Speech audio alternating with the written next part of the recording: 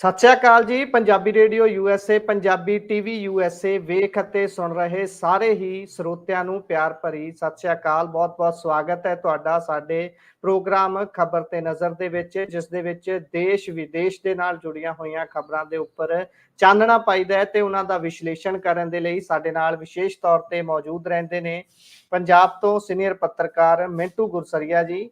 ਵੱਖ-ਵੱਖ ਖਬਰਾਂ ਦੀ ਤਹਿ ਤੱਕ ਜਾਂਦੇ ਨੇ ਤੇ ਉਹਨਾਂ ਦਾ ਸਵਾਗਤ ਕਰਦੇ ਹਾਂ। ਫਿਰ ਇੱਕ-ਇੱਕ ਖਬਰ ਦਾ ਵੇਰਵਾ ਉਹਨਾਂ ਦੇ ਕੋਲੋਂ ਲਵਾਂਗੇ। ਸਤਿ ਸ਼੍ਰੀ ਅਕਾਲ ਮਿੰਟੂ ਜੀ। ਜੀ ਸ਼ੁਕਰੀਆ ਜੀ ਗੁਰਪ੍ਰੀਤ ਜੀ। ਸਾਰਿਆਂ ਨੂੰ ਸਤਿ ਸ੍ਰੀ ਅਕਾਲ। ਤੇ ਸੀਨੀਅਰ ਤਾਂ ਨਹੀਂ, ਮੈਂ ਤਾਂ ਤੁਹਾਡੇ ਵਰਗਾ ਹੀ ਆ, ਸਿਖਾਂਦਰੂ। ਜੀ ਜੀ ਜੀ ਜੀ ਜੀ ਜੀ। ਸੋ ਆਪਾਂ ਰੁਖ ਕਰਦੇ ਹਾਂ ਜੀ ਖਬਰਾਂ ਦਾ। ਕਹਿੰਦੇ ਪੰਜਾਬ ਦੇ ਵਿੱਚ ਸਰਪੰਚੀ ਚੋਣਾਂ ਦਾ ਜਿੱਦਾਂ ਹੀ ਆਗਾਜ਼ ਹੋਇਆ ਤੇ ਇੱਕ ਪਾਸੇ ਤਾਂ ਸੁੱਖ ਦੀਆਂ ਖਬਰਾਂ ਆ ਰਹੀਆਂ ਸੀ, ਕਹਿੰਦੇ ਸਰਬਸੰਮਤੀਆਂ ਐਤਕੀ ਆਮ ਨਾਲੋਂ ਵੱਧ ਹੋ ਰਹੀਆਂ ਨੇ, ਕਿਤੇ ਬੋਲੀਆਂ ਲੱਗਣ ਦੀਆਂ ਗੱਲਾਂ ਸਾਹਮਣੇ ਆਉਂਦੀਆਂ ਸੀ। ਪਰ ਜਿਹੜਾ ਅੱਜ ਚੰਨ ਚੜਿਆ ਉਹਨੇ ਤਾਂ ਤਾਰੇ ਹੋਰ ਹੀ ਦਿਖਾਤੇ ਨੇ। ਕਹਿੰਦੇ ਬੜਾ ਤਕੜਾ ਭੇੜ ਹੋਇਆ ਚੋਣਾਂ ਦੇ ਵਿੱਚ ਤੇ ਕੁਲਬੀਰ ਜੀਰਾ ਹੁਣੀ ਵੀ ਜ਼ਖਮੀ ਕਰਤੇ ਨੇ, ਖੂਨ ਡੁੱਲਿਆ। ਗੁਰਪ੍ਰੀਤ ਜੀ, ਪਹਿਲਾਂ ਗੋਲੀ ਨਹੀਂ ਸੀ ਚੱਲੀ, ਪਹਿਲਾਂ ਬੋਲੀ ਚੱਲੀ ਸੀ। ਬੋਲੀ ਹਾਂਜੀ ਤੋਂ ਪੰਜਾਬੀ ਗੋਲੀ ਤੱਕ ਆ ਗਿਆ। ਜੀ ਜੀ ਹਾਲੇ ਤੇ ਜ਼ਖਮੀ ਹੋਏ ਨੇ। ਮਾਫ ਕਰਨਾ, ਮੈਨੂੰ ਇਹ ਸ਼ਬਦ ਕਹਿੰਦਿਆਂ ਖੁਦ ਨੂੰ ਸ਼ਰਮ ਮਹਿਸੂਸ ਹੋ ਰਹੀ ਹੈ, ਹਿਚਕ ਮਹਿਸੂਸ ਹੋ ਰਹੀ ਆ। ਬਈ ਕਿਤੇ ਨਾ ਕਿਤੇ ਅਗਾਂਹ ਜਾ ਕੇ ਕੋਈ ਨਾ ਕੋਈ ਹੋ ਸਕਦਾ ਫੁੜਕ ਵੀ ਪਵੇ। 2-4 ਹਮੇਸ਼ਾ ਇਲੈਕਸ਼ਨ ਦੀ ਭੇਟ ਚੜ੍ਹਦੇ ਨੇ।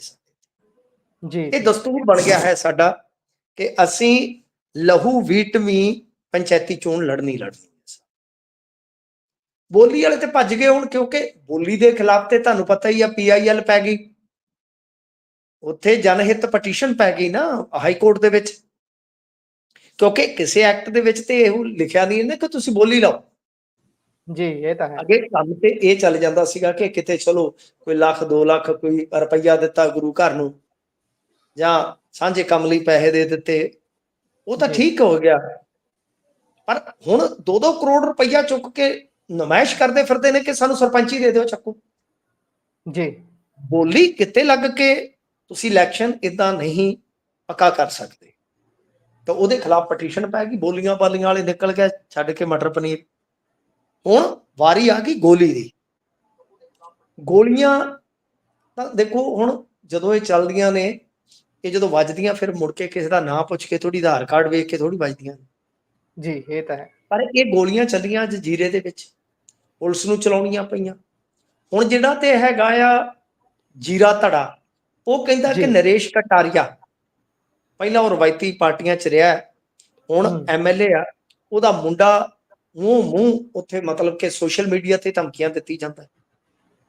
ਨਰੇਸ਼ ਕਟਾਰੀਆ ਦੇ ਨਾਲ ਕੁਝ ਬੰਦੇ ਉਹ ਹੀ ਆ ਜਿਹੜੇ ਕਦੇ ਕੁਲਵੀਰ ਜੀਰਾ ਲਈ ਕੰਮ ਕਰਦੇ ਹੁੰਦੇ ਸੀ। ਹੁਣ ਇਹ ਦੋਵੇਂ ਧਿਰਾਂ ਨੂੰ ਸਾਹਮਣੇ ਹੋਈਆਂ। ਕੁਲਵੀਰ ਜੀਰੇ ਦਾ ਧੜਾ ਵੀ ਕਮਜ਼ੋਰ ਨਹੀਂ ਹੈ ਉੱਥੇ ਸਾਹਿਬ ਜੀ। ਧੱਕਾ ਹਮੇਸ਼ਾ ਉੱਥੇ ਹੁੰਦਾ ਜਿੱਥੇ ਦੂਜੀ ਧਿਰ ਕਮਜ਼ੋਰ ਹੋਵੇ ਥੋੜੀ।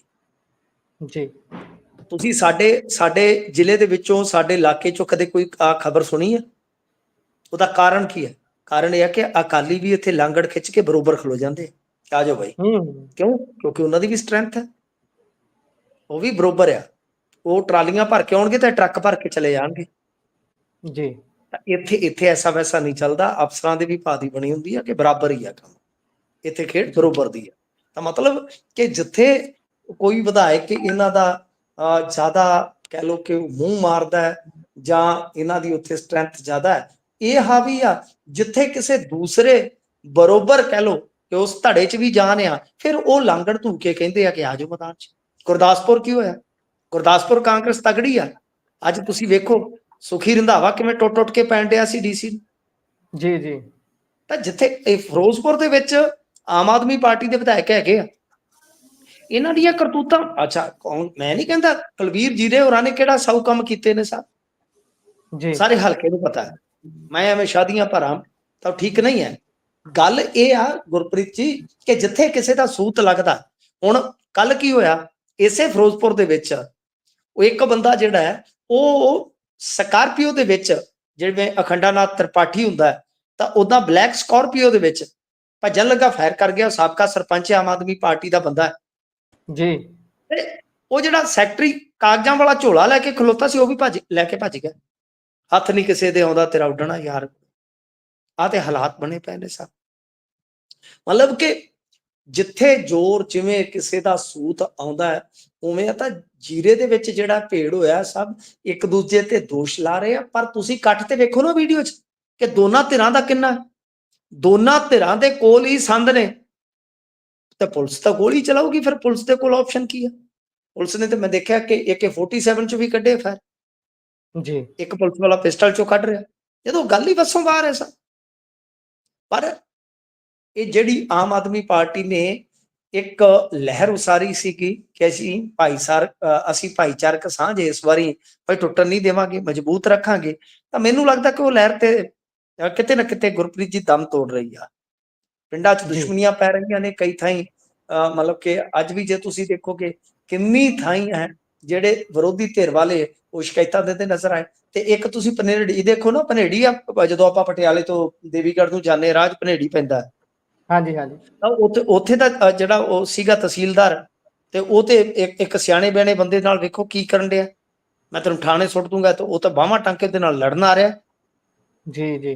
ਤਾਂ ਇਹ ਬਹੁਤ ਵੱਡੀ ਇੱਕ ਤਰ੍ਹਾਂ ਨਾਲ ਕਹਿ ਲਓ ਕਿ ਸਾਡੇ ਵਾਸਤੇ ਬਿਪਤਾ ਬਣ ਜਾਂਦੀ ਆ ਇਸ ਤਰ੍ਹਾਂ ਦਾ ਇਲੈਕਸ਼ਨ। ਤਾਂ ਹਾਲੇ ਤਾਂ ਦਿਨ ਤੁਸੀਂ ਦੇਖੋ ਕਿ 15 ਦਿਨ ਪਏ ਨੇ, 2 ਹਫ਼ਤੇ ਪਏ ਨੇ, ਇਹਨਾਂ ਨੇ ਤੇ ਲੜ ਕੇ ਮਰ ਜਾਣਾ ਸਭ ਜੀ। ਇਹਨਾਂ ਨੇ ਤੇ।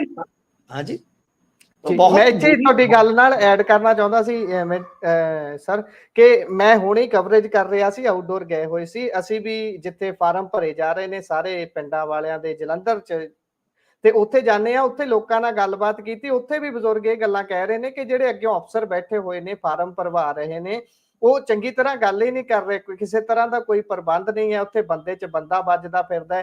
ਕਹਿੰਦੇ ਸਵੇਰ ਦੇ 9 ਵਜੇ ਦੇ ਆ ਕੇ ਖੱਜਲ ਹੋ ਰਹੇ ਆ ਤੇ ਰਾਤ ਦੇ 7 ਵੱਜ ਗਏ ਨੇ ਸ਼ਾਮ ਦੇ। ਕਹਿੰਦੇ ਹਾਲੇ ਤੱਕ ਸਾਨੂੰ ਕੋਈ ਤੜਪੱਤਣ ਹੀ ਨਹੀਂ ਲਾਇਆ ਜਾ ਰਿਹਾ। ਕੁਝ ਲੋਕ ਆਉਂਦੇ ਨੇ, ਉਹ ਅੰਦਰ ਵੜਦੇ ਨੇ, ਆਪਣਾ ਕੰਮ ਕਰਾ ਕੇ ਮਿੰਟੋ ਮਿੰਟ ਹੀ ਹੋ ਜਾਂਦੇ ਨੇ। ਇਹੋ ਜਿਹਾ ਸਿਸਟਮ ਵੀ ਬਹੁਤ ਚੱਲ ਰਿਹਾ। ਇੱਕ ਸ਼ੇਰ ਸੁਣੋ, ਕਿਸੇ ਨੇ ਕਿਹਾ ਸੀ अनगिनत खूनी मसाइल की हवा ऐसी चली। मसाइल ਹੁੰਦੇ ਆ ਮਸਲੇ जी। अनगिनत खूनी मसाइल की हवा ऐसी चली चली, रंजो गम की गर्द में लिपटा हर एक चेहरा मिला। ਤਾਂ ਰੰਜੋ ਗਮ, ਅੱਛਾ ਪਿਛਲਾ ਰਾਜ ਕੀਤਾ ਸੀ ਕਾਂਗਰਸੀਆਂ ਦਾ, ਤੇ ਯਾਦ ਹੈ ਤੁਹਾਨੂੰ ਕਾਂਗਰਸੀਆਂ ਨੇ ਕੀ ਕੀਤਾ ਸੀ? ਤੁਸੀਂ ਤਾਂ ਉਦੋਂ ਵੀ ਸ਼ਾਇਦ ਮੀਡੀਆ 'ਚ ਹੋਗੇ ਜਾਂ ਮੀਡੀਆ ਦੇ ਨੇੜੇ ਤੇੜੇ ਹੋਗੇ। ਤੇ ਉਦੋਂ ਪਿਛਲਾ ਰਾਜ ਕੀਤਾ ਸੀ ਕਾਲੀਆਂ ਦਾ। ਜੀ। ਤੇ ਕਾਲੀਆਂ ਦਾ ਰਾਜ ਸਾਡੇ ਤੋਂ ਵੱਧ ਤਾਂ ਨੇੜੇ ਕਿਸੇ ਨੇ ਦੇਖੇ ਨਹੀਂ। ਸਾਡਾ ਹਲਕਾ ਤਾਂ ਰਾਜਧਾਨੀ ਸੀ। ਜੀ ਜੀ ਜੀ। ਤਾਂ ਕਹਿਣ ਦਾ ਮਤਲਬ ਇਹ ਆ ਕਿ ਇਹ ਇੱਕ ਰਵਾਇਤੀ ਤੁਰੀ ਆ ਰਹੀ ਆ। ਤਾਂ ਗੱਲ ਇਹ ਆ ਕਿ ਇਹਨਾਂ ਦੇ ਬੰਦਿਆਂ ਨੂੰ ਉੱਥੇ ਸਾਰਾ ਕੁਝ ਰਸਤਾ ਮਿਲ ਜਾਂਦਾ, ਸਭ ਕੁਝ ਮਿਲ ਜਾਂਦਾ, ਤਾਂ ਦੂਜਿਆਂ ਨੂੰ ਔਖਿਆਂ ਕਰੋ।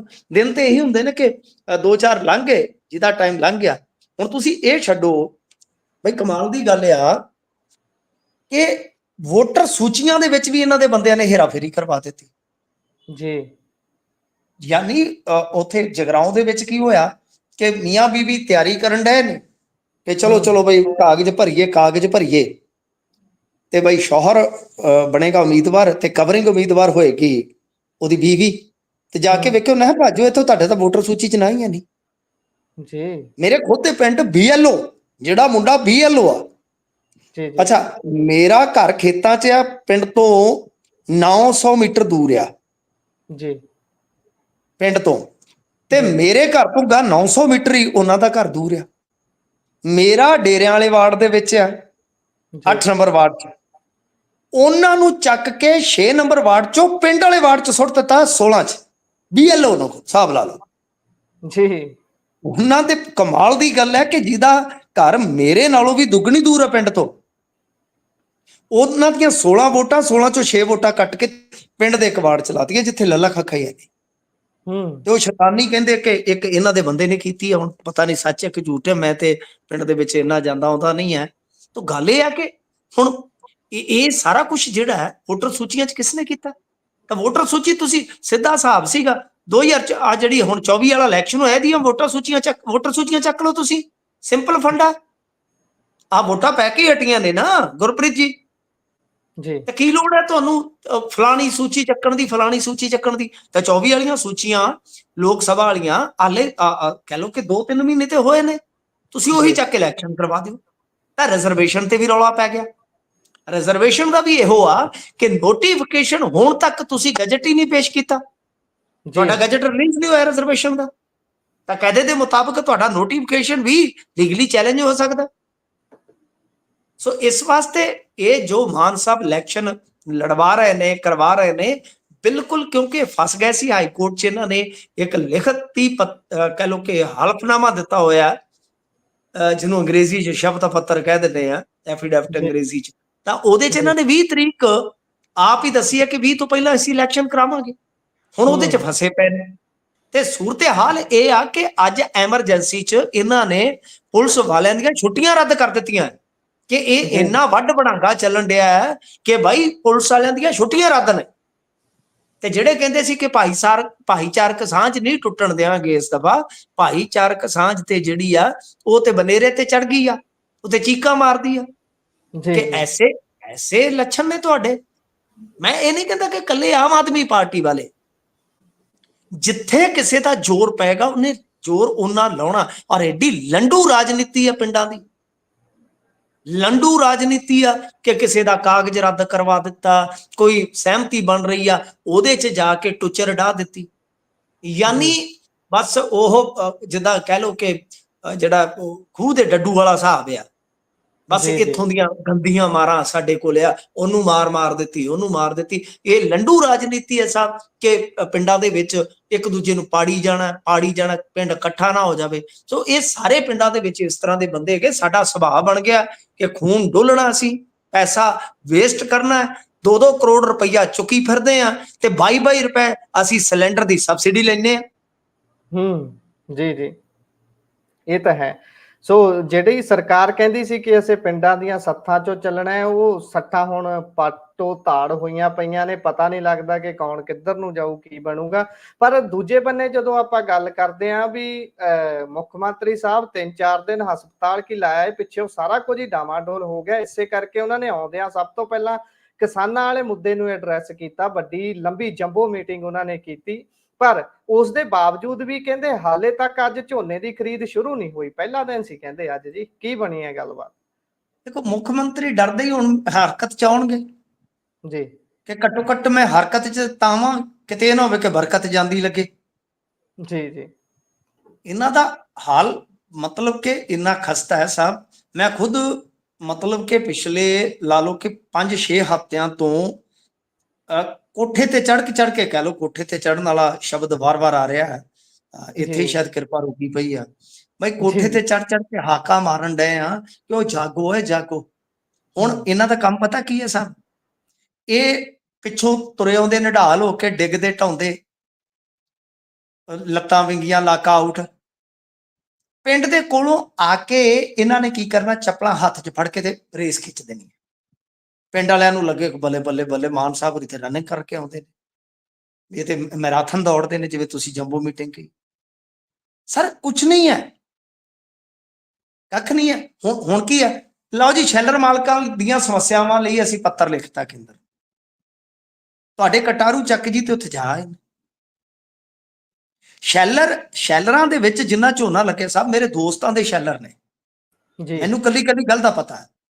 ਮੈਂ ਇਸ ਇੰਡਸਟਰੀ ਨੂੰ ਵੀ ਬਹੁਤ ਚੰਗੀ ਤਰ੍ਹਾਂ ਜਾਣਦਾ, ਖੇਤੀ ਨੂੰ ਵੀ ਜਾਣਦਾ, ਹਰੇਕ ਵਰਗ ਦੀ ਸਮੱਸਿਆ ਜਾਣਦੇ। ਸ਼ੈਲਰਾਂ ਦੀ ਕੀ ਪ੍ਰੋਬਲਮ ਹੈ ਕਿ ਉਹਨਾਂ ਦੇ ਕੋਲ ਸਪੇਸ ਹੈ ਨਹੀਂ। ਸਪੇਸ ਵਾਸਤੇ ਤੁਹਾਨੂੰ ਘੱਟੋ ਘੱਟ ਡੇਲੀ 40 ਰੈਕ ਚਾਹੀਦੇ ਆ। ਕੇਂਦਰ ਦੇਵੇਗਾ ਤੇ ਤਾਂ ਹੈ ਨਾ। ਪੱਤਰ ਦੇ ਹੁਣ ਤੁਸੀਂ ਚਿੱਠੀਆਂ 'ਚ ਲਪੇਟ ਕੇ ਤਾਂ ਚੌਲ ਭੇਜਣੋਂ ਰਹੇ ਜੀ। ਜੇ ਇਹ ਕੰਮ 2 ਮਹੀਨੇ ਪਹਿਲਾਂ ਕੀਤਾ ਹੁੰਦਾ ਗੁਰਪ੍ਰੀਤ ਜੀ, ਰੈਕ ਹੌਲੀ ਹੌਲੀ ਮੰਗਾਏ ਹੁੰਦੇ। ਜੇ ਨਹੀਂ ਆ ਰਹੇ ਤਾਂ ਉੱਥੇ ਕੇਜਰੀਵਾਲ ਵਾਸਤੇ ਜਾ ਕੇ ਉੱਥੇ ਤੁਸੀਂ ਗਲੇਡੂ ਸੁੱਟਣ ਲੱਗ ਪੈਂਦੇ ਹੋ। ਕਿਤੇ ਪੰਜਾਬ ਲਈ ਵੀ ਰੋ ਕੇ ਆ ਜਾਓ, ਕਿਤੇ ਬਹਿ ਜਾਓ ਉਹਨਾਂ ਦੇ ਦਰਾਂ 'ਚ। ਜੜਾਂ 'ਚ ਤਾਂ ਨਹੀਂ ਬਹਿ ਸਕਦੇ, ਦਰਾਂ 'ਚ ਹੀ ਬਹਿ ਜਾਓ ਜੀ ਜੀ। ਤਾਂ ਬਈ ਗੱਲ ਇਹ ਆ ਕਿ ਜਦੋਂ ਹੁਣ ਤੁਸੀਂ ਇੰਨਾ ਲੇਟ ਜਾਗੇ ਤਾਂ ਇੰਡਸਟਰੀ ਜਿਹੜੀ ਸ਼ੈਲਰਾਂ ਵਾਲੀ ਆ, ਉਹ ਇਹੋ ਕਹਿ ਰਹੀ ਆ ਕਿ ਸਾਨੂੰ ਸਪੇਸ ਦਿਓ, ਅਸੀਂ ਤੁਹਾਡੇ ਨਾਲ ਐਗਰੀਮੈਂਟ ਕਰ ਲੈਨੇ, ਝੋਨਾ ਲਵਾ ਲੈਨੇ ਜੀ। ਦੂਜੀ ਗੱਲ ਕਿ ਆੜਤੀਏ ਜਿਹੜੇ ਆ, ਉਹਨਾਂ ਦੀਆਂ ਆਪਣੀਆਂ ਸਮੱਸਿਆਵਾਂ ਨੇ।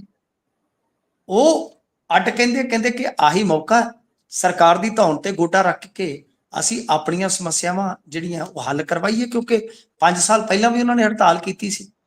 ਉਸ ਵੇਲੇ ਵੀ ਸਰਕਾਰ ਨੇ ਕਹਿ ਲਓ ਕਿ ਬਈ ਉਹਨਾਂ ਨੂੰ ਟਰਕਾ ਦਿੱਤਾ। ਸੋ ਇਸ ਵਾਸਤੇ ਸਾਹਿਬ ਹੁਣ ਇਹ ਜਿਹੜੀ ਸੂਰਤ ਹਾਲ ਹੈ ਇਸ ਵੇਲੇ ਉਹ ਇਹ ਬਣੀ ਪਈ ਆ ਕਿ ਉਧਰੋਂ ਜਿਹੜੇ ਆਪਣੇ ਮਜ਼ਦੂਰ ਨੇ ਉਹ ਵੀ ਕਹਿੰਦੇ ਕਿ ਸਾਡੀ ਜਿਹੜੀ ਉਜਰਤ ਆ, ਜਿਹੜੀ ਸਾਡੀ ਮਜ਼ਦੂਰੀ ਆ ਸਾਹਿਬ, ਉਹ ਹਰਿਆਣੇ ਦੇ ਬਰਾਬਰ ਕਰ।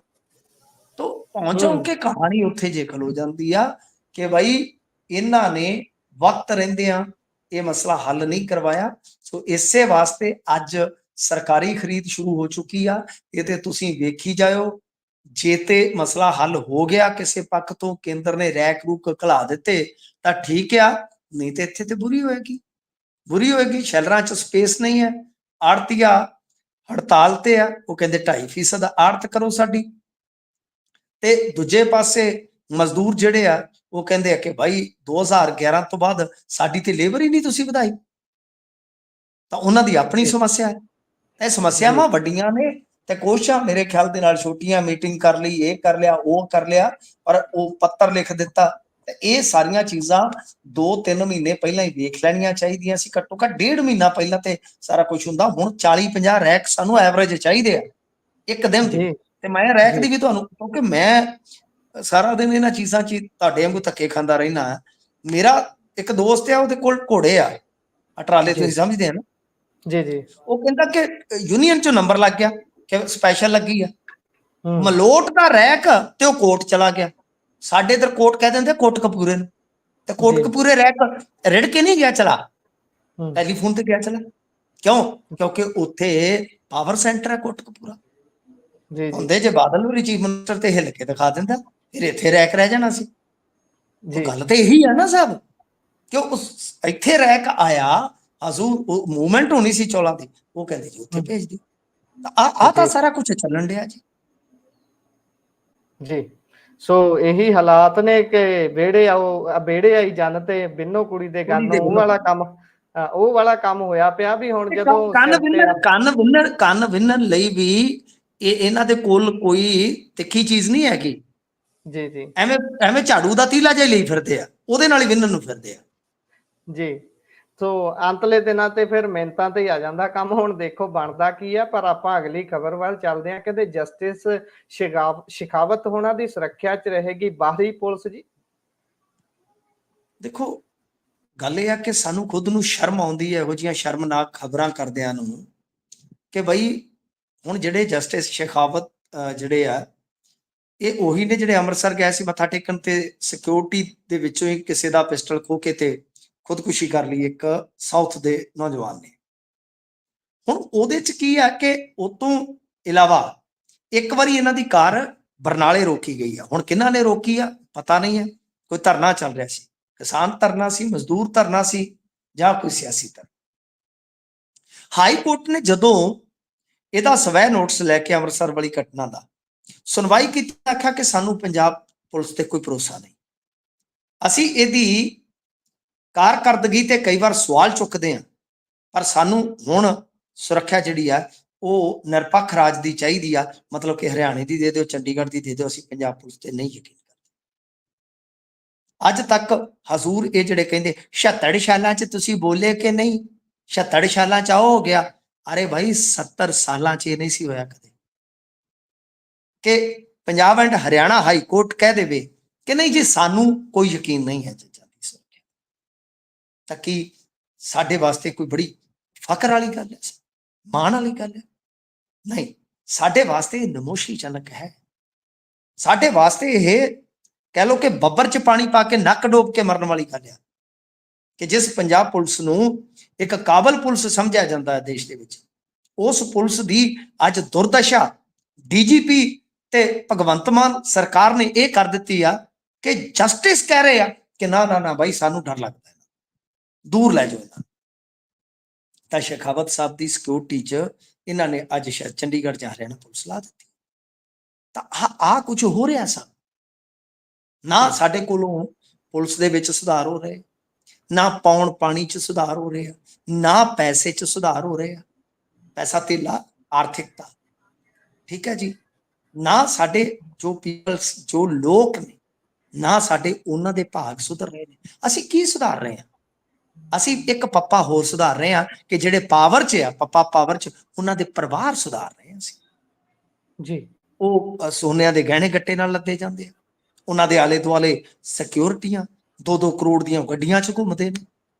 ਤੁਸੀਂ ਉਸ ਪੱਪੇ ਦਾ ਸੁਧਾਰ ਕੀਤਾ, ਬਾਕੀ ਜਿਹੜੇ ਪੱਪੇ ਸਾਰੇ ਸੀ ਪੰਜਾਬ ਸਮੇਤ, ਉਹ ਇਸੇ ਤਰ੍ਹਾਂ ਦੇ ਨੇ। ਜੀ ਸੋ ਇਹ ਤਾਂ ਹੈ। ਸੋ ਅਗਲੀ ਗੱਲ ਕਰਦੇ ਹਾਂ ਆਪਾਂ। ਉਧਰ ਹਰਿਆਣੇ ਦੇ ਵਿੱਚ ਚੋਣਾਂ ਨੂੰ ਲੈ ਕੇ ਮਾਹੌਲ ਪੂਰਾ ਮਗਿਆ ਹੋਇਆ ਹੈ। ਕਿਤੇ ਕੋਈ ਰੌਲਾ ਪਾਈ ਜਾਂਦਾ, ਕਿਤੇ ਕਾਂਗਰਸ ਨੇ ਕਹਿ ਦਿੱਤਾ ਕਿ ਅਸੀਂ ਪਾਣੀ ਵਾਲੇ ਮੁੱਦੇ ਤੇ ਡਟ ਕੇ ਖੜਾਂਗੇ ਹਰਿਆਣੇ ਦੇ ਨਾਲ, ਤੇ ਗੱਲਾਂ ਕਈ ਤਰ੍ਹਾਂ ਦੀਆਂ ਨੇ। ਪਰ ਆਪਾਂ ਜਿਹੜੀ ਗੱਲ ਕਰਨੀ ਹੈ ਉਹ ਡੇਰਾ ਮੁਖੀ ਨੂੰ ਲੈ ਕੇ ਹੈ। ਹਰ ਵਾਰ ਦੀ ਤਰ੍ਹਾਂ ਇਸ ਵਾਰ ਵੀ ਉਹੀ ਹੋਇਆ ਜੀ। ਪੈਰੋਲ ਦੇ ਲਈ ਬੇਨਤੀ ਕੀਤੀ ਗਈ, ਪੈਰੋਲ ਮਿਲ ਵੀ ਗਈ, ਪਰ ਵਿਰੋਧ ਹੋ ਰਿਹਾ ਹੈ ਜੀ। ਕੀ ਹੈ ਸਾਰੀ ਗੱਲਬਾਤ? ਦੇਖੋ, ਸਵਾ ਹੱਥ ਰੱਸਾ ਸਿਰੇ ਤੇ ਗੰਢ। ਕੀ ਇੱਥੇ ਰਾਜਾ ਅਮਰਿੰਦਰ ਸਿੰਘ ਕਹਿ ਸਕਦਾ ਹੈ, ਕੈਪਟਨ ਰਾਜਾ ਅਮਰਿੰਦਰ ਸਿੰਘ ਰਾਜਾ ਵੜਿੰਗ ਕਹਿ ਸਕਦਾ ਕਿ ਅਸੀਂ SYL ਦੇ ਦਿਆਂਗੇ? ਇੱਥੇ ਉਹ ਇਹੀ ਕਹੂਗਾ ਕਿ ਅਸੀਂ ਇੱਕ ਘੁੱਟ ਪਾਣੀ ਨਹੀਂ ਦੇਣਾ। ਤਾਂ ਜਿਹੜਾ ਹੁੱਡਾ ਉਹ ਕਹੇਗਾ ਕਿ ਅਸੀਂ ਛੱਡਣਾ ਨਹੀਂ। ਤਾਂ ਦੋਨਾਂ ਦੇ ਆਪੋ ਆਪਣੇ, ਕਿਉਂਕਿ ਰਾਜ ਪੱਧਰੀ ਹਿੱਤ ਨੇ ਨਾ ਸਰ, ਠੀਕ ਹੈ। ਤਾਂ ਇਹ ਸਿਆਸਤ ਤੇ ਇਸੇ ਤਰ੍ਹਾਂ ਹੀ ਚੱਲੇਗੀ।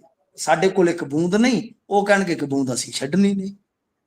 ਪਰ ਇੱਥੇ ਸਰ ਮੇਰਾ ਇੱਕ ਸਵਾਲ ਸੀ ਕਿ ਕੀ ਉੱਥੇ ਇਹਨਾਂ ਨੂੰ ਪੱਤਰਕਾਰ, ਜਦੋਂ ਇਹ ਪ੍ਰਚਾਰ ਕਰਨ ਦੇ ਲਈ ਜਾਂਦੇ ਹੋਣਗੇ, ਉੱਥੇ ਦੇ ਪੱਤਰਕਾਰ ਇਹਨਾਂ ਨੂੰ ਘੇਰ ਕੇ ਸਵਾਲ ਨਹੀਂ ਪੁੱਛਦੇ ਇਸ ਵਿਸ਼ੇ ਤੇ ਵੀ ਭਾਈ ਤੁਸੀਂ ਇੱਥੇ ਪ੍ਰਚਾਰ ਕਰਨ ਦੇ ਲਈ ਆਏ ਹੋ? ਕਲੀਅਰ ਹੁੰਦਾ ਸਟਾਂਸ, ਕਲੀਅਰ ਹੁੰਦਾ ਸਾਹਿਬ, ਕਲੀਅਰ ਹੁੰਦਾ। ਜ਼ਿਆਦਾਤਰ ਲੀਡਰਾਂ ਦਾ ਕਲੀਅਰ ਹੁੰਦਾ ਹੈ ਕਿ ਭਾਈ ਅਸੀਂ ਦੇਖੋ, ਉਹ ਸਾਡਾ ਆਪਦਾ ਹਿੱਤ ਆ, ਉਹਦੇ ਤੇ ਕੋਈ ਕੰਪਰੋਮਾਈਜ਼ ਨਹੀਂ। ਜਾਂ ਤਾਂ ਉੱਥੇ ਨੋ ਕਮੈਂਟ ਕਹਿਣਗੇ, ਜਾਂ ਇਹ ਕਹਿਣਗੇ ਤੁਸੀਂ ਕਿਹੜੇ ਲੀਡਰ ਨੇ, ਕਿਹੜੇ ਲੀਡਰ ਦੇ ਮੂੰਹੋਂ ਸੁਣਿਆ ਤੁਸੀਂ ਕਿ SYL ਲੈ ਲਓ ਜੀ? ਜੀ ਸਿੰਗਲ ਵੀ ਤੁਹਾਨੂੰ ਸਟੇਟਮੈਂਟ ਨਹੀਂ ਦਿਖੇਗੀ। ਜਾਂ ਤਾਂ ਉਹ ਫਿਕਸ ਹੋਣਗੇ ਸਵਾਲ, ਜਾਂ ਨੋ ਕਮੈਂਟ ਚ ਆਏਗਾ, ਤੇ ਜਾਂ ਨੰਨੇ ਚ ਹੀ ਆਏਗਾ ਕਿ ਨਹੀਂ ਜੀ ਅਸੀਂ ਕੋਈ ਬੂੰਦ ਨਹੀਂ ਦੇਵਾਂਗੇ। ਤਾਂ ਇਹ ਤਾਂ ਹੋ ਹੀ ਨਹੀਂ ਸਕਦਾ ਨਾ। ਨਾਲੇ ਇਹ ਸਵਾਲ ਹੀ ਵਾਜਬ ਨਹੀਂ ਜਿਹੜਾ ਕੋਈ ਰਾਜ ਦੀ, ਕਿਉਂਕਿ ਇੱਥੇ ਤਾਂ ਜਿਹੜੇ ਨੈਸ਼ਨਲ ਲੀਡਰ ਆ, ਰਾਹੁਲ ਗਾਂਧੀ ਹੋਰੀ, ਉਹ ਨਹੀਂ ਬਿਆਨ ਦਿੰਦੇ। ਜੇ ਇੱਕ ਰਾਜ ਦੇ ਹੱਕ ਚ ਦੇਵਾਂਗੇ ਤਾਂ ਦੂਜੇ ਰਾਜ ਚ ਫਸ ਜਾਾਂਗੇ ਜਾ ਕੇ। ਸੋ ਇਸ ਕਰਕੇ ਇਹ ਸੈਂਸਿਟਿਵ ਮੁੱਦਾ ਹੈ। ਬਾਕੀ ਇਹਦੇ ਤੇ ਰਾਜਨੀਤੀ ਹੀ ਚੱਲ ਰਹੀ ਹੈ। ਪਾਣੀ ਪੂਣੀ ਤਾਂ ਹੁਣ ਕਿਹੜਾ, ਜਿਹੜਾ ਵਗ ਗਿਆ ਪਾਣੀ ਵਗ ਗਿਆ, ਬਸ ਹੁਣ ਕਿਹੜਾ ਪਾਣੀ ਚੱਲਣੇ ਆ। ਤਾਂ ਗੱਲ ਇਹ ਆ ਕਿ ਜੋ ਤੁਸੀਂ ਮੂਲ ਸਵਾਲ ਕੀਤਾ ਮੈਨੂੰ ਉਹ ਦੱਸ ਦਿਓ ਮਾੜਾ ਜਿਹਾ। ਡੇਰਾ ਮੁਖੀ ਵਾਲਾ, ਡੇਰਾ ਮੁਖੀ ਦੀ ਪੈਰੋਲ ਤੇ ਗੱਲ ਕਰ ਰਹੇ ਸੀ, ਉਹਨਾਂ ਦਾ ਵਿਰੋਧ ਵੀ ਹੋਣਾ ਸ਼ੁਰੂ ਹੋ ਗਿਆ ਹੁਣ। ਡੇਰਾ ਮੁਖੀ ਦੀ ਪੈਰੋਲ, ਦੇਖੋ ਮੈਂ ਤੁਹਾਨੂੰ ਦੱਸਦਾ ਪੈਰੋਲ ਦਾ ਕੀ ਚੱਕਰ ਹੁੰਦਾ ਹੈ ਕਿ ਇਹਦੀ ਪੈਰੋਲ ਦੀ ਸਲਾਮਤੀ ਵਾਸਤੇ ਤੇ ਖੱਟਰ ਨੇ 2 ਸਾਲ ਪਹਿਲਾਂ ਨਿਯਮ ਬਦਲ ਦਿੱਤੇ ਸਨ ਕਿ ਐਮਰਜੈਂਸੀ ਪੈਰੋਲ ਦੇ ਵਿੱਚ ਤੁਹਾਨੂੰ ਕਾਰਨ ਦੱਸਣ ਦੀ ਜ਼ਰੂਰਤ ਨਹੀਂ। ਸਰ ਉਹ ਐਮਰਜੈਂਸੀ ਪੈਰੋਲ ਹੀ ਕੀ, ਜੇ ਤੁਸੀਂ ਇਹ ਨਹੀਂ ਦੱਸੋਗੇ ਕਿ ਮੇਰੇ ਘਰ 'ਚ ਆ ਐਮਰਜੈਂਸੀ ਹਾਲਾਤ ਜੀ। ਇਸ ਵਾਰੀ ਕੀ ਹੋਇਆ, ਮੈਂ ਤੁਹਾਨੂੰ ਇੱਕ ਬੜੀ ਇੰਟਰਸਟਿੰਗ ਗੱਲ ਦੱਸਦਾ, ਸ਼ਾਇਦ ਤੁਸੀਂ ਨਾ ਕਿਤੇ ਪੜ੍ਹੀ ਹੋਏ ਨਾ ਸੁਣੀ ਹੋਏ। ਜਦ ਐਤਕੀ ਇਹਨੇ ਮੰਗੀ ਆ ਪੈਰੋਲ, ਤਾਂ ਚੋਣ ਕਮਿਸ਼ਨ ਨੇ ਆਖਿਆ ਕਿ ਕਾਰਨ ਦੱਸੋ ਸਾਨੂੰ, ਕਿਉਂਕਿ ਚੱਲਦੀ ਚੋਣ 'ਚ ਪ੍ਰਸ਼ਾਸਨ ਤੋਂ ਇਲਾਵਾ ਜੋ ਚੋਣ ਕਰਵਾਉਣ ਵਾਲਾ ਅਮਲਾ ਫੈਲਾ ਉਹਦੀ ਸਹਿਮਤੀ ਜ਼ਰੂਰੀ ਹੁੰਦੀ ਹੈ, ਕਿਉਂਕਿ ਆਮ ਪੈਰੋਲ ਬੰਦ ਹੋ ਜਾਂਦੀ ਹੈ, ਛੁੱਟੀ ਕੈਦੀਆਂ ਦੀ ਬੰਦ ਹੋ ਜਾਂਦੀ ਹੈ ਕਿ ਕੈਦੀ ਆ ਕੇ, ਤੁਹਾਨੂੰ ਪਤਾ ਨਾ ਤੁਹਾਡੇ ਜਲੰਧਰ 'ਚ ਉਹ ਭਾਨੇ ਦਾ ਕਿੰਨਾ ਮਸਲਾ ਉਲਝਿਆ ਸੀ ਜੀ, ਭਾਨਾ ਹੀ ਹੈ ਨਾ ਉਹਦਾ ਨਾਮ ਜੀ, ਉਹ ਜਿਹੜਾ ਅੰਦਰ ਸੀਗਾ ਗੈਂਗਸਟਰ। ਤਾਂ ਗੱਲ ਇਹ ਆ ਕਿ ਇਹ ਹੁਣ ਜਿਹੜਾ ਮਾਮਲਾ ਹੁੰਦਾ ਪੈਰੋਲ ਦਾ ਉਹ ਸੈਂਸਿਟਿਵ ਹੋ ਜਾਂਦਾ। ਹੁਣ ਇਹਨੇ ਕੀ ਕਾਰਨ ਦੱਸਿਆ, ਕਿਉਂਕਿ ਉਹਨਾਂ ਨੇ ਕਾਰਨ ਪੁੱਛ ਲਿਆ ਕਿ ਹਾਂ ਬਾਈ ਕਿਉਂ ਦਈਏ, ਤਾਂ ਕਾਰਨ ਕੀ ਦੱਸ ਰਿਹਾ ਕਿ ਮੇਰੇ ਪਿਤਾ ਦੀ ਬਰਸੀ ਹੈ। ਇਹਨਾਂ ਦਾ ਪਿੰਡ ਤਾਂ ਹੈਗਾ, ਮੇਰਾ ਪਿੰਡ ਵੀ ਗੁਰੂਸਰ ਹੈ, ਇਹਨਾਂ ਦਾ ਪਿੰਡ ਵੀ ਗੁਰੂਸਰ ਮੋੜੀਆਂ, ਸਾਡੇ ਤੋਂ ਥੋੜਾ ਜਿਹਾ ਪਿਛਾਂਹ ਨੂੰ ਆ ਰਾਜਸਥਾਨ 'ਚ। ਇਹਨਾਂ ਦਾ ਪਿੰਡ ਤੇ ਰਾਜਸਥਾਨ 'ਚ, ਡੇਰਾ ਹਰਿਆਣੇ 'ਚ, ਛੁੱਟੀ ਕੱਟਦਾ ਯੂਪੀ 'ਚ। ਲੌਜੀਕਲੀ ਹੈ ਕੋਈ ਤਾਰਕਿਕ ਤਰੀਕੇ ਨਾਲ ਇਹਦੀ ਕੋਈ ਪ੍ਰਸੰਗਤਾ ਹੈ ਜੀ? ਇਹ 11 ਵਾਰੀ ਹੁਣ ਤੱਕ ਇਸੇ ਤਰ੍ਹਾਂ ਪੈਰੋਲ 'ਚ ਆਇਆ। 7 ਵਾਰੀ ਪੈਰੋਲ ਮਿਲੀ ਉਦੋਂ ਆ ਜਦੋਂ ਚੋਣ ਚੱਲਦੀ ਸੀ, ਚਾਹੇ ਪੰਜਾਬ ਵਿਧਾਨ ਸਭਾ, ਚਾਹੇ ਕੋਈ ਹਰਿਆਣੇ ਦਾ ਇਲੈਕਸ਼ਨ ਹੈ, 7 ਵਾਰੀ ਇਲੈਕਸ਼ਨ 'ਚ। ਕਾਹਦੇ ਲਈ? ਜਦ ਕਿ ਹਰਿਆਣੇ ਦੇ ਵਿੱਚ ਤੇ ਇਹ ਕੱਟਦੇ। ਫਿਰ ਇੱਕ ਹੋਰ ਕਾਰਨ ਦੱਸਿਆ ਕਿ ਜੀ ਮੈਂ ਜਦੋਂ ਗੱਦੀ ਤੇ ਬੈਠਾ ਸੀਗਾ ਉਸ ਮੌਕੇ ਨੂੰ ਯਾਦ ਕਰਦਿਆਂ ਸਤੰਬਰ ਅਕਤੂਬਰ ਦੇ ਪ੍ਰੋਗਰਾਮ ਚੱਲਦੇ ਪਏ ਜੀ ਤੇ ਉਹ ਡੇਰਾ ਫੇਰ ਹਰਿਆਣੇ 'ਚ, ਤੇ ਇਹਨੂੰ ਹਰਿਆਣੇ 'ਚ ਰਹਿਣ ਦੀ ਤਾਂ ਇਜਾਜ਼ਤ ਹੀ ਹੈ ਨਹੀਂ ਸੀ। ਤਾਂ ਮਤਲਬ ਕਿ ਬਿਲਕੁਲ ਮਜ਼ਾਕ ਬਣਾ ਦਿੱਤਾ ਗਿਆ ਇਸ ਸਾਰੇ ਪੈਰੋਲ ਵਾਲੇ ਸਿਸਟਮ ਨੂੰ, ਜਾਂ ਜੋ ਵੀ ਇਹ ਕੀਤਾ ਜਾ ਰਿਹਾ।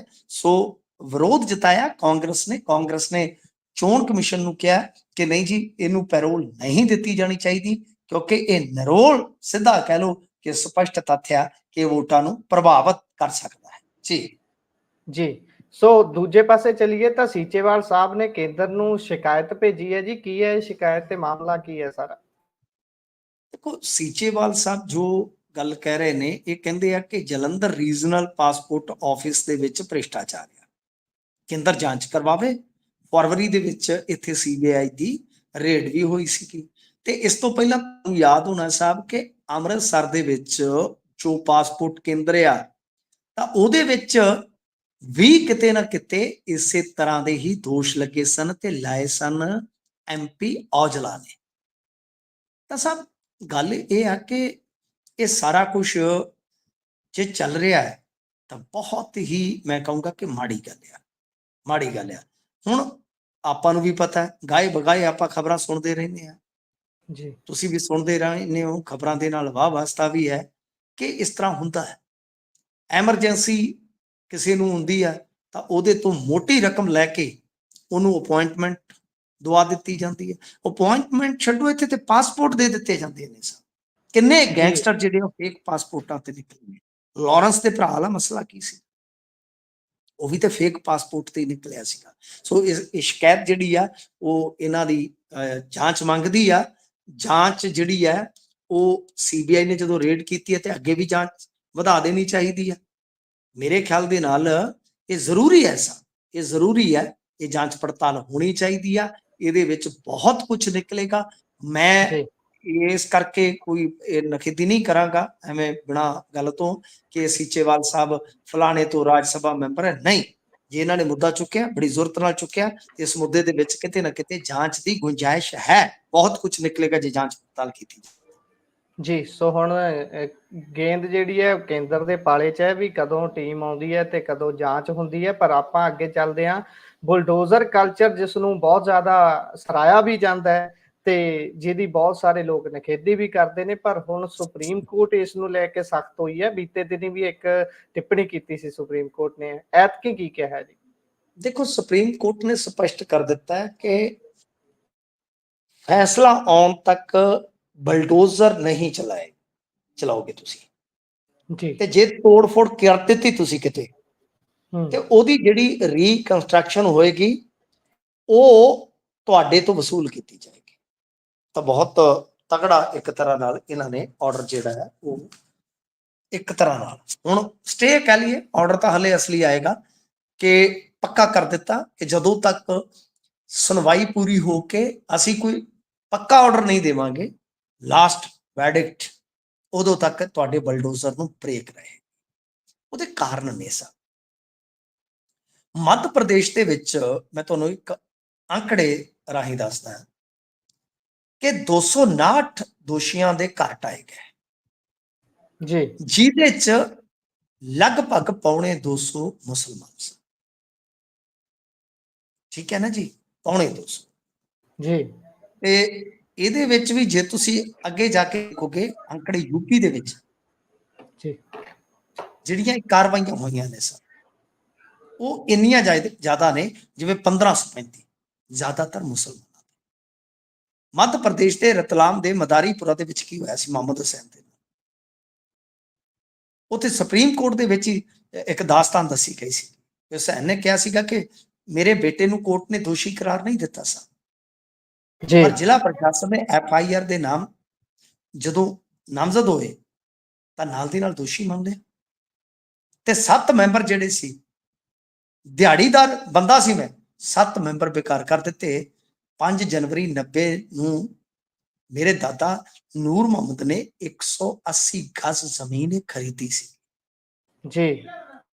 ਤਾਂ ਤੁਸੀਂ ਵੇਖੋ ਕਿ ਕਿਸੇ ਬੰਦੇ ਦਾ FIR ਦੇ ਵਿੱਚ ਨਾਮ ਆਉਂਦਾ ਹੈ ਤੇ ਨਾਲ ਦੀ ਨਾਲ ਢਾਹ ਦਿਓ। ਯਾਨੀ ਕੁੱਲ ਮਿਲਾ ਕੇ ਜਿੰਨੀ ਕਾਰਵਾਈ ਆ, ਮੇਰੇ ਕੋਲ ਜਿੰਨੇ ਅੰਕੜੇ 7 ਸਾਲਾਂ 'ਚ 7 ਰਾਜਾਂ 'ਚ ਲਗਭਗ 2000 ਘਰ ਢਾਇਆ ਤੇ ਜੀ ਜਿੰਨੀ ਕੁ ਜੇ ਇਹਦੇ ਚੋਂ ਆਪਾਂ ਜ਼ਿਆਦਾਤਰ ਕੱਢ ਲਈਏ, ਜ਼ਿਆਦਾਤਰ ਦੁਕਾਨਾਂ ਜਾਂ ਘਰ ਢਾਉਣ ਦਾ ਮਸਲਾ ਜਿਹੜਾ ਮੁਸਲਮਾਨਾਂ ਦੇ ਤੇ ਇਹ ਮੁਸਲਮਾਨਾਂ ਦੇ ਹੀ ਬੰਦੇ ਜਿਹੜੇ ਆ ਉਹ ਸੁਪਰੀਮ ਕੋਰਟ ਗਏ ਸੀ, ਤਦੇ ਹੀ ਇਸ ਬਲਡੋਜ਼ਰ ਨੂੰ ਖਿੱਚ ਕੇ ਬ੍ਰੇਕ ਲਾ ਦਿੱਤੀ ਗਈ ਆ, ਜਿਹਨੂੰ ਆਪਾਂ ਹੈਂਡ ਬ੍ਰੇਕ ਵੀ ਕਹਿ ਦਿੰਦੇ ਆ ਕਿ ਹੁਣ ਅੱਗੇ ਨਹੀਂ ਤੋਰਨਾ, ਨਹੀਂ ਜੇ ਤੋਰਿਆ ਤੁਸੀਂ ਤੇ ਆਪਦਾ ਹਿਸਾਬ ਕਿਤਾਬ ਕਰ ਲਿਓ।